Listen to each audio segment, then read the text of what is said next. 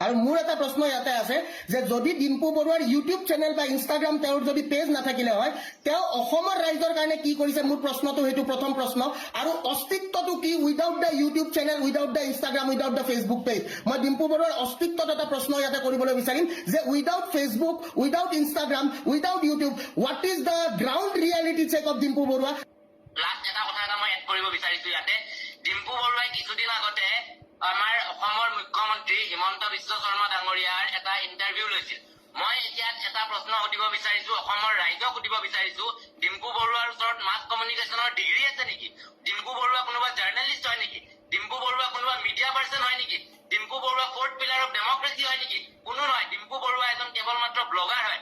যদি ডিম্পু বৰুৱাই অসমৰ মুখ্যমন্ত্ৰীৰ ইণ্টাৰভিউ ল'ব লাগে তেনেহ'লে অসমৰ মিডিয়াই কি কৰি আছে আমাৰ কিহৰ প্ৰয়োজন আছে অসমৰ মিডিয়াই কি অকল সেই শুকুৰালীৰ ইণ্টাৰভিউ ল'বৰ কাৰণে আমাক দৰকাৰ আছে নেকি অসমৰ মিডিয়াৰ নে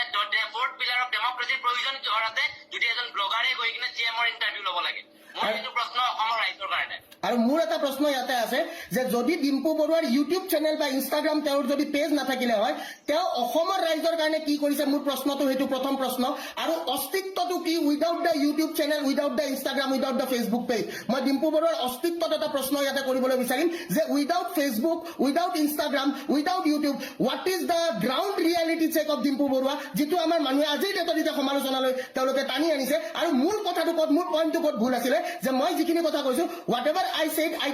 মই যিখিনি কথা কৈছো সেই কথাখিনি মই অকল তেওঁৰ ভিডিঅ' দেখা পাই কোৱা কথা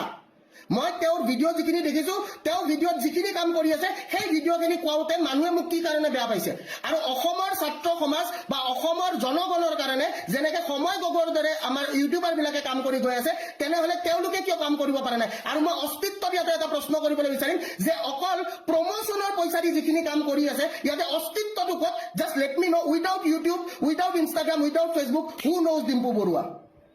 মই এটা কথা কৈ আছো আজি আমি সাৰিস্কা নেশ্যনেল পাৰ্কৰ কথা জানো সাৰিস্কা নেশ্যনেল পাৰ্ক যোনটো আমাৰ ৰাজস্থানত আছে সাৰিস্কা নেশ্যনেল পাৰ্কত যেতিয়া মাইনিং চলিছিলে তেতিয়া তাতে গোটেই কমিউনিটিটোৱে মাইনিং ৰখাবৰ কাৰণে তাতে তেওঁলোকে দেহে কেহে লাগিছিলে আজি এনেকুৱা কিছুমান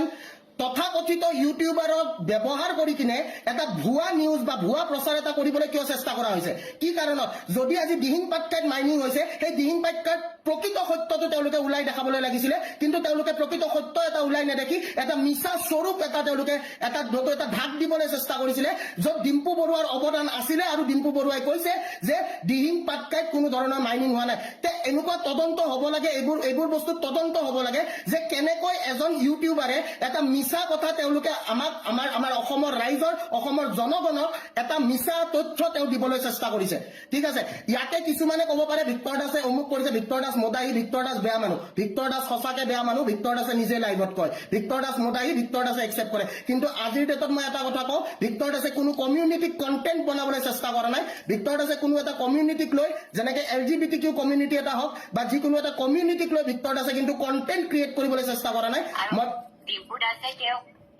ডিম্পু বৰুৱা Okay, sorry. ডিম্পু বৰুৱা তেওঁ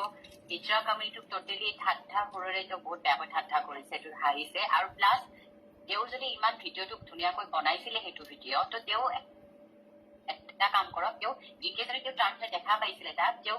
ক্ষমতা আছে নেকি এজন জব দিবৰ কাৰণে এক্সেক্টলি মই ইয়াতে ক'ব বিচাৰিম যে কি যোনখিনি একদম ৰাইট পইণ্টত কথা কৈছে ইয়াতে সুমনে যে যদি আপুনি ট্ৰান্সজেণ্ডাৰখিনিৰ প্ৰতি আপোনাৰ ইমানে দৰদ তেনেহ'লে আপুনি এটা কাম কৰক আপোনাৰতো হিমন্ত বিশ্ব শৰ্মাৰ লগত খুবেই ভাল আমি যিহেতু দেখিছোঁ কাৰণ আপুনি গৈ কিনে তাতে আপুনি কি কৰিছে আপুনি তাতে যায় আপুনি আৰামছে তাতে বঢ়িয়াকৈ এটা ভিডিঅ' পডকাষ্ট এটা কৰিছে আপুনি এটা কাম কৰক আপুনি ট্ৰান্সজেণ্ডাৰ কমিউনিটিৰ কাৰণে আমাৰ মাননীয় মুখ্যমন্ত্ৰী হিমন্ত বিশ্ব শৰ্মা ডাঙৰীয়াই কি কৰি আছে সেইখিনি বস্তু আমাক দেখাই দিয়ক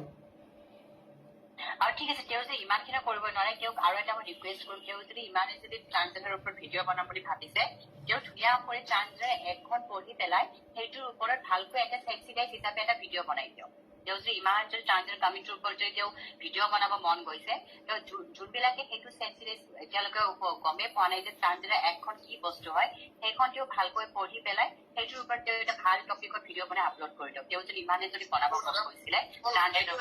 সেইটো মই এটা কথা ক'ব বিচাৰিছো বেয়া নাপালে সেইটো টপিকত ডিম্পু বৰুৱাই ভিডিঅ' নবনাই কাৰণ সেইটো টপিকত ডিম্পু বৰুৱাই পইচা নাপায় না এইটো একদম প্ৰকৃত সত্য এটাৰ ওপৰত যে মনোজে যিটো কথা কৈছে এটা প্ৰকৃত সত্য মই ইয়াতে উদঙাবলৈ চেষ্টা কৰিম যে মই কৈছিলো যে ডিম্পু বৰুৱাই পইচা দিলে পেটিকটো বেচিব ঠিক আছে এই কথাষাৰ মই কৈছিলো কিন্তু হেতু আজি অসমৰ জনগণই দেখা পাইছে নে নাই পোৱা যে ডিম্পু বৰুৱাই এটা কেক কাটা ভিডিঅ' ফিটা কাটা ভিডিঅ' ডিম্পু বৰুৱাৰ কিন্তু ব্লগত তেওঁৰ চেনেলত আমি দেখিবলৈ পাইছো কিন্তু তেওঁ আহিব লগা প্ৰজন্মৰ কাৰণে ঠিক আছে তেওঁ আহিব লগা প্ৰজন্ম আৰু ইনফেক্ট মই এইখিনিয়ে কৈ আছো আজি ডিম্পু বৰুৱাই কেইদিনমান আগতে সমালোচনা তেওঁ হৈছিলে য'ত ডিম্পু বৰুৱাই কৈছিলে তেওঁ আহোমৰ ওপৰত কিছুমান মিছ ইনফৰমেশ্যন তেওঁ স্প্ৰেড কৰিছিলে তাৰ মানে আমি ইয়াতে এতিয়া এই ইউটিউবাৰ বিলাকৰ তেওঁলোকৰ একচুৱেলি তেওঁলোকৰ পঢ়া শুনাৰ ডিগ্ৰীটোৰ ওপৰত অকণমান কথা পাতিব পাৰো নেকি যিহেতুকে এডুকেশ্যনৰ ৰিলেটেড এডুকেশ্যনৰ লগত মই জড়িত হৈ আছো আজি হঠাতে এটা সেন্সেশ্যন বনি কিনে তেওঁ কেইদিনমান আগতে তেওঁ নিজে আহোমৰ ওপৰত এটা ভুল ভিডিঅ' বনাইছে য'ত তেওঁ প্ৰতিক্ৰিয়া দিছিলে তেওঁ ক্ষমা খুজিছিলে তাৰ মানে কি যে যি টি কণ্টেণ্ট বনাই নিজকে ভাইৰেল কৰিবলৈ চেষ্টা কৰি একো লাভ নাই ঠিক আছে আৰু মোৰ এটাই কথা মই উইদাউট ষ্টাডি একো কামেই নকৰো এটা কথাই মই কৈ দিলো আজিৰ ডেটত ভিক্টৰ দাসে যদি ভিক্টৰ দাস হয় ভিক্টৰ দাসে কাকো জখলা বনাই ভিক্টৰ দাস উঠা নাই বা ভিক্টৰ দাসে এটাই কথা যে ভিক্টৰ দাসে সঁচা কথা কয় সঁচা কথা ক'বলৈ ভয় নকৰে আৰু এইটো অসমৰ জনগণে দেখি আহিছে কাৰণ মৃত্যুক ভয় নকৰা মানুহ মই এইখিনিয়ে কথা ক'লো মৃত্যুক মই ভয় নকৰো আৰু এই যিখিনি আমাৰ পলিটিচিয়ানছে যোনখিনি ইউটিউবাৰক ব্যৱহাৰ কৰি আছে আৰু তেওঁলোকে ব্যৱহাৰ হ'বলৈ দি আছে যদি দুটকাৰ কাৰণে তেওঁলোকে অসমৰ জনগণৰ লগত খেলিবলৈ লৈছে মোৰ প্ৰশ্নটো হৈছে অসমৰ জনগণে তেওঁলোকক কেনেকৈ এটা ৰিয়েল হিৰো বুলি ভাবিব লৈছে